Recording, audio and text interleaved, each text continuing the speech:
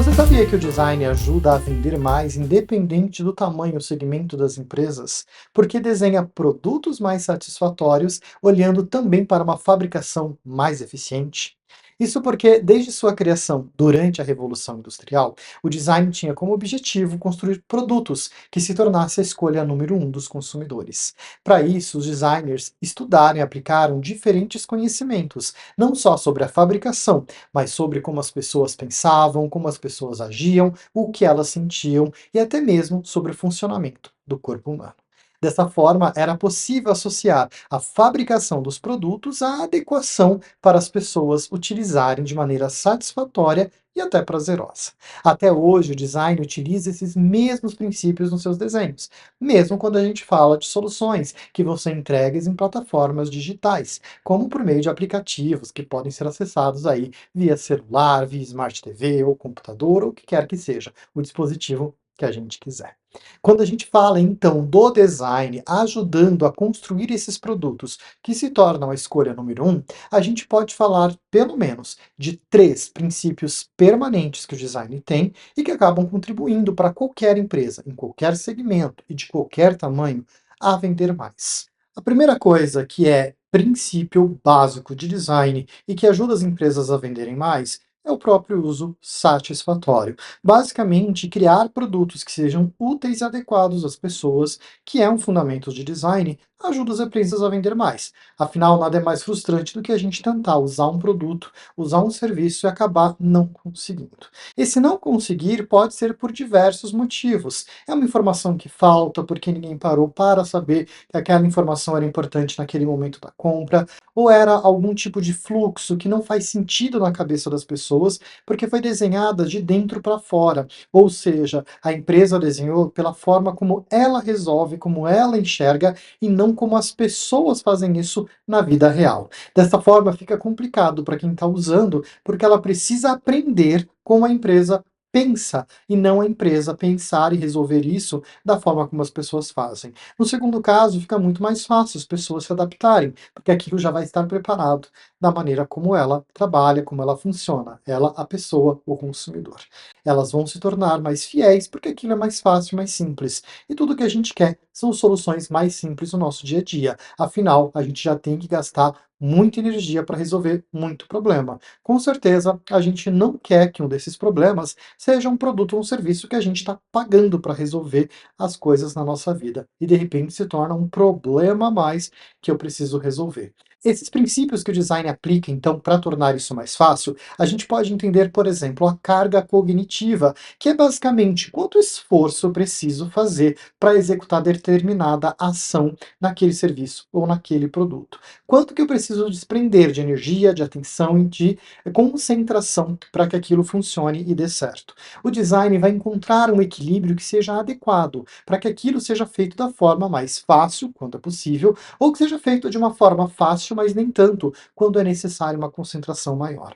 Além disso, existem outras técnicas que o design vai utilizar para facilitar essa interação e esse uso que as pessoas vão fazer do produto ou do serviço, como por exemplo a própria aplicação das cores, da forma geométrica, da pregnância da forma, o quanto aquilo é fácil de utilizar e também o quanto que, olhando para aquilo, eu consigo saber como eu utilizo sem que eu precise aprender a usar. Isso a gente fala um pouco de modelos mentais, que é a maneira como eu enxergo, entendo como o mundo resolve as coisas e a partir disso eu consigo então levar isso para o produto como um atalho. A pessoa vai conseguir resolver o problema ou interagir de uma maneira mais fácil, porque aquilo já parece com outras coisas que ela conhece, que ela reconhece. Isso também facilita muito um uso mais satisfatório no dia a dia. Além disso, a própria utilização, por exemplo, de animações ou do motion design, quando a gente fala dos recursos digitais, quando a gente fala daquilo que a gente vai acessar utilizando, por exemplo, um celular ou um computador ou mesmo um Smart TV.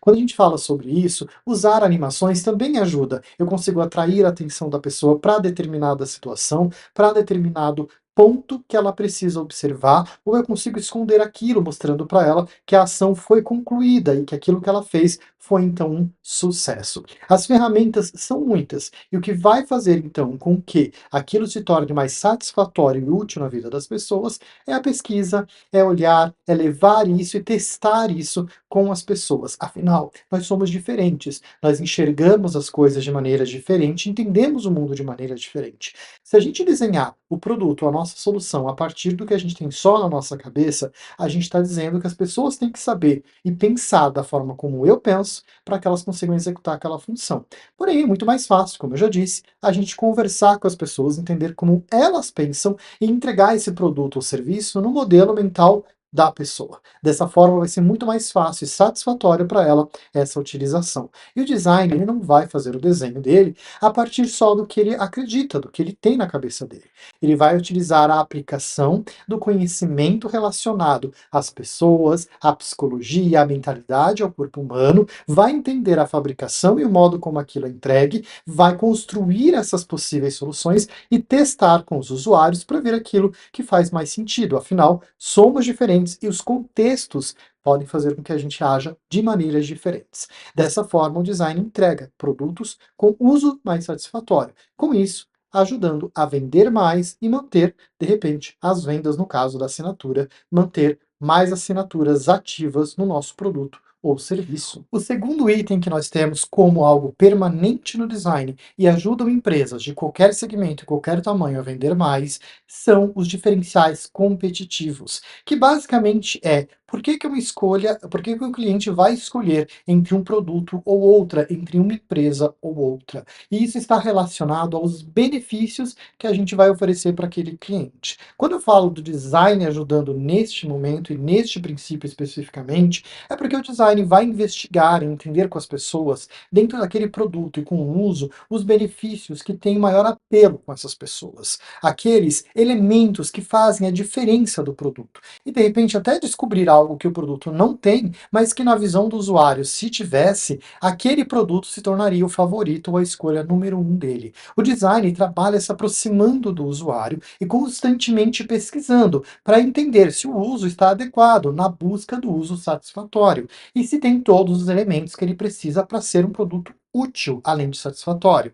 Nessa busca, é possível identificar e até colocar em uma hierarquia aquilo que é mais importante para o usuário em relação a benefícios e elementos. Essa hierarquia ajuda não só a posicionar o produto no mercado, incluir coisas que de repente ainda não tem em produtos concorrentes, como também ajuda na comunicação e no marketing desse produto. É mais fácil entender como eu vou vender o produto quando eu entendo quais são os elementos importantes daquele produto, daquele serviço para aquele público que a gente está trabalhando. A relação simbiótica que é necessária ser construída para que o design faça o seu trabalho acaba ajudando a gente a identificar, reconhecer e também colocar ali em destaque os benefícios que vão fazer a diferença para o usuário. Isso vai criar o diferencial competitivo, que é, novamente falando, o cliente vai escolher o produto A ao invés do produto B, porque ele tem aqueles produtos, aqueles benefícios, porque ele reforça aqueles benefícios e, de repente, porque ele conseguiu identificar numa pesquisa, numa conversa,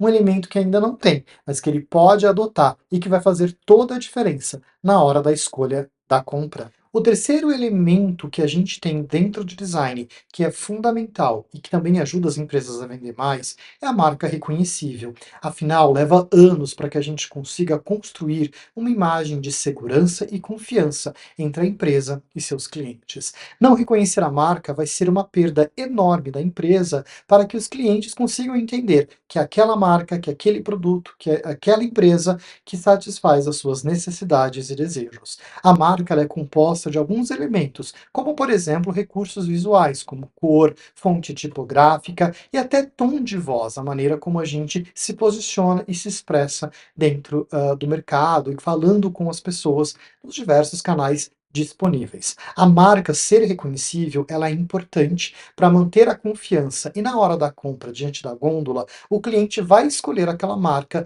e vai reconhecer imediatamente, num produto físico, por exemplo, pela sua embalagem, pelas cores e a presença do logo. No produto digital, também isso vai estar presente, nos elementos que compõem o visual e a comunicação daquela marca. E isso é muito importante. É tão importante que às vezes a própria marca tem o seu valor. Quando a gente fala, por exemplo, ou vem à nossa mente a imagem de uma maçã mordida ou de um elemento, de uma linha curva que lembra da gente um check, essas imagens são tão fortes que nem precisa do uso da marca escrita. A gente reconhece e sabe de qual empresa a gente está falando. Isso ajuda, inclusive, quando a empresa resolve vender outros produtos além do seu carro-chefe, por exemplo, um celular. Quando a empresa resolve lançar outros produtos, como um tablet ou uma caneta digital, por exemplo, isso acaba se tornando mais fácil, porque ao saber que vem daquela empresa e olhar e reconhecer o símbolo que está ali presente, eu já atribuo àquele produto os mesmos valores que eu tenho em relação à marca, que pode ser vanguardismo, que pode ser uma tecnologia de ponta ou uma qualidade naquilo que está sendo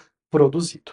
Claro que isso também é importante e pode trabalhar contra a marca se ela não cuidar para que tenha uma relação positiva e interessante em todos os pontos de contato. Afinal, a marca está ali, está presente, comunicando o tempo todo. Uma experiência ruim também pode tornar a marca como algo não desejado, inclusive levando algumas empresas a trocar as suas marcas para que não tenham mais e não carreguem esses elementos ruins e tem que melhorar o seu serviço para isso não acontecer novamente. Dito isso, é importante então que a gente relembre e saiba a utilização da marca, ela é importante. Ela estreita a relação entre clientes e empresas. Ela reforça os valores que a empresa tem e quer comunicar para os seus clientes e ela ajuda na hora da escolha o consumidor saber que está escolhendo o produto ou o serviço daquela empresa que ele já tem uma relação e que ele já confia. Dessa forma, mais uma vez, e mais um princípio básico do design ajuda as empresas,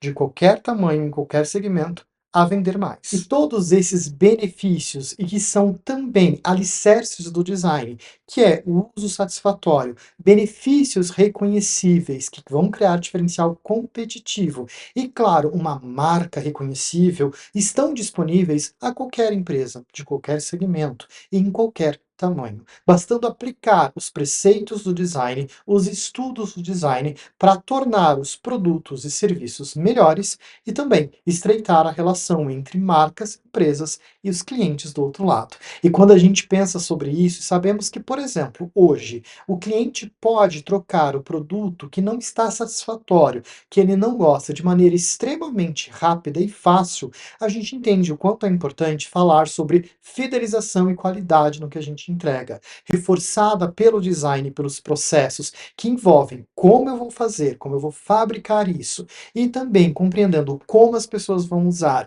e entregando isso da maneira mais adequada para essa utilização, a gente entende como a gente pode alcançar um diferencial competitivo e aumentar as nossas vendas, ou manter as nossas assinaturas e processos onde a pessoa paga mensalmente ou periodicamente pelo nosso serviço, ainda melhor. É um trabalho que pode ser feito por qualquer empresa. Ela só precisa lançar mão e utilizar os recursos, as filosofias e os princípios básicos do design, que é algo, por exemplo, que a Faber House faz, apresenta para os seus clientes. A gente trabalha mostrando e trazendo design para estreitar essas relações, ajudar a alavancar as vendas e aumentar o nível de satisfação, tanto dos clientes finais, claro, quanto também da empresa e do negócio, que às vezes precisa mudar alguma coisa que faz internamente para que esta relação se torne ainda mais benéfica e uma rede de ganha-ganha. Por isso, se precisar, como sempre, você pode contar com as soluções da Faber House.